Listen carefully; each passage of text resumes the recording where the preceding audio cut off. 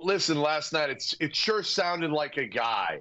And to me, if he knew he was going to get whacked today, he probably would have bailed on the radio show. So it looks like to me like John Calipari is going to get another year. And one of his comments last night in the radio show was this: my commitment is I'm going to work. I'm not changing. I'm going 24/7. I'm not going to change. This is what I wanted, and this is why I never left. Let's come together and let's do something special. We've done it before, so let's do it again. Your comments on his comments, Doug. Yeah, I think he's motivated to fix it. He doesn't want to go out that way. It doesn't matter if they cut off the NIL money, right? Like, let's just kind of be honest. What I'm guessing Mitch Barnhart is doing is he's going to those guys and saying, like, hey, are you all in on financially for Coach Cal to fix it? So as much as they owe him, it doesn't matter if you don't have the NIL.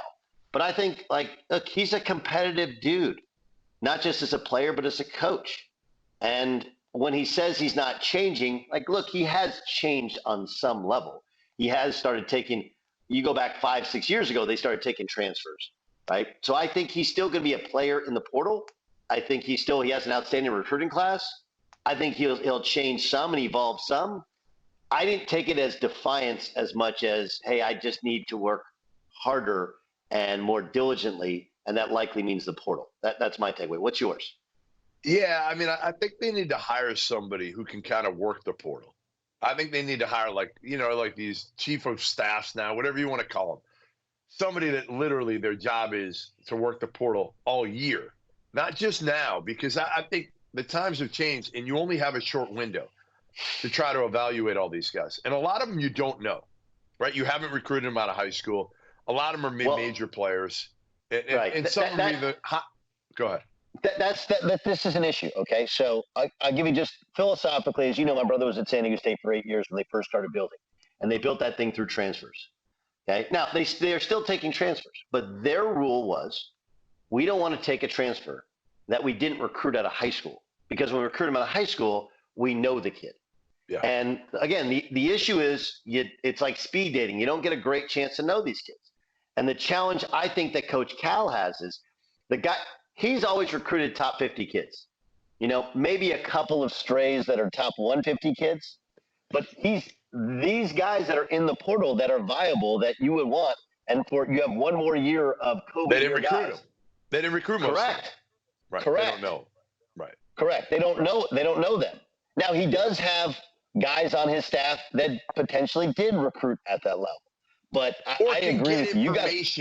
You got to be able to get good information easily, quickly. They've got guys on their staff. I mean, these are guys that have been Chin Coleman, Chucky Martin, Orlando Antigua. They've got relationships. You should be able to pull in the right transfers. But what I'm saying is an organizational guy that can look at the portal, that can get organized, that can have a board. You got to do it quick. And I'm not sure that's been – go ahead. Well, again, here's this is a philosophical question that all these elite coaches are making. Okay, do we go after the all SEC guy, or do we build an entire roster construction? Because you have, even though they don't necessarily know what each kid's going to cost, they have a finite idea of how much they're going to have to spend. And how much they can sprinkle over. And so, you right now, everyone in the portal who's actually in the portal, those are role players at the high level. They're not starters and stars. That's right. Okay? That's right. The ones that are starters and stars are going to declare and then come back and then go in the portal after they declare if they don't think they're draftable. Those are the ones. And so, but again, you have to know if I'm going to get this kid. And, oh, yeah, by the way, do you backfill with guys that can play?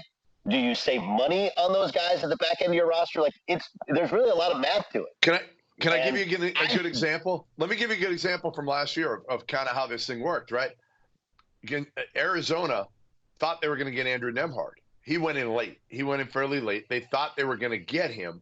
And then they lucked out because Caleb Love didn't get to Michigan They end up getting – so some of it is luck, right? Some of it is luck. And do you hold your money, like you're saying, are you holding it for a kid that put their name in for the draft that you know isn't going to be a top – or you're hoping isn't going to be a top 40 pick and ends up going back to college?